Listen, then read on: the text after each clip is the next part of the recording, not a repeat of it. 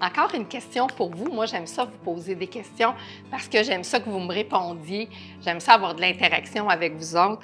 Combien d'heures un courtier investit par dossier? Hein? Puis, savez-vous quoi? Je ne sais pas la réponse parce que c'est variable. Il y a des fois que ça va super bien. C'est pas en fait si souvent que ça, mais il y a des fois que ça arrive. Mais quand même, j'ai le goût de vous détailler, j'ai le goût de vous faire pleurer un matin sur mon cas, montrer que je fais pitié, que je travaille fort. Combien d'heures je peux passer par catégorie, par étape de la transaction?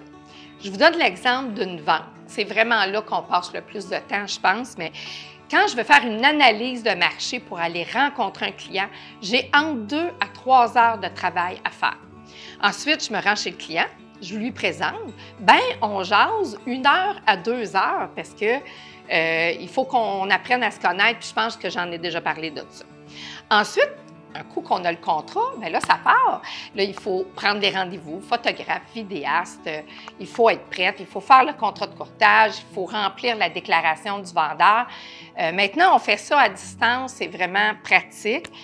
On n'est pas chez vous à prendre 3-4 heures de votre temps, on le fait tranquillement, mais c'est encore 3 heures de travail comme il faut, 1 heure au moins qu'on parle ensemble puis qu'on écrit comme il faut la déclaration du vendeur. Ensuite, bien, par chance que j'ai un adjoint, elle va tout mettre ça là, beau, puis elle va l'envoyer sur Centris. Mais avant, il faut aller prendre les photos. Souvent, je fais du staging. Alors, le staging, j'arrive à 9h, 9h30 chez vous. Et le temps de faire les photos, de stager, bien sûr, de faire les photos, de faire la vidéo, le drone, tout ça, de renlever tout ce que j'ai enlevé, bien, il est rendu 5 heures le soir. Fait que vous m'avez sur les bras toute la journée. Les gens, souvent, restent surpris comment est-ce que c'est long. Ensuite, bien là, on fignole, hein, tout, on met les photos, on envoie ça sur Centris. Puis après ça, bien, il faut vérifier la fiche. On corrige, on reparle avec le client, est-ce qu'il est content, telle photo, on l'enlève dessus, on la laisse là. Encore quelques heures. Après, les visites, ça part. Hein? Si on fait 10 visites, bien, moi, des visites de 15 minutes avec un client, je pense que c'est pas satisfaisant. Fait que des fois, ça peut me prendre 1 heure par visite. Puis après ça, bien, il y a les questions à répondre. Il y a les vérifications à faire. Les clients ont des questions, des fois, des choses qu'on n'avait même pas envisagées. Si on fait une promesse d'achat, bien là, on va discuter de la promesse d'achat. Combien de temps? 2 heures, 3 heures, écrire la promesse d'achat, encore 1 heure, faire les signatures. C'est long, rentrer les contacts. C'est fou comment est-ce qu'on passe des heures. Après ça, on entre dans une période où c'est jamais pareil, mais c'est la négociation. Combien d'heures on va négocier, combien d'heures on va se parler pour essayer d'aller gagner un petit peu de sous d'un côté.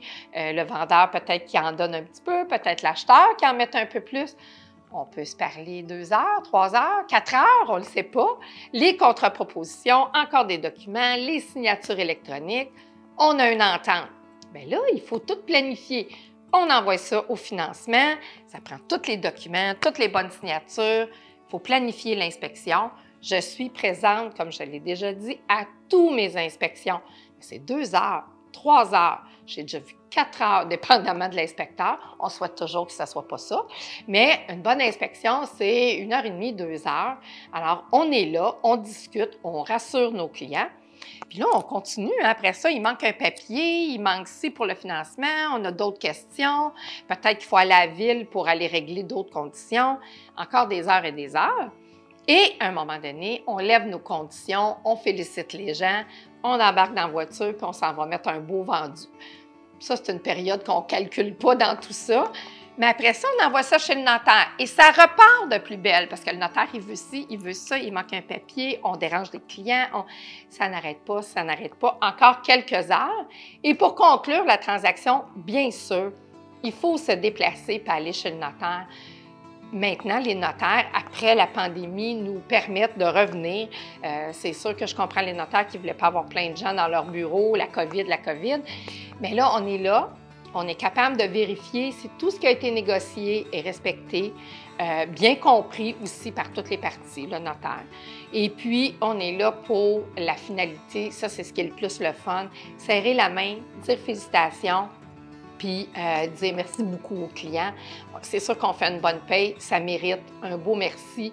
une bonne poignée de main. Puis on leur dit, n'oubliez pas, quand on la remet à vendre, c'est ensemble qu'on fait ça.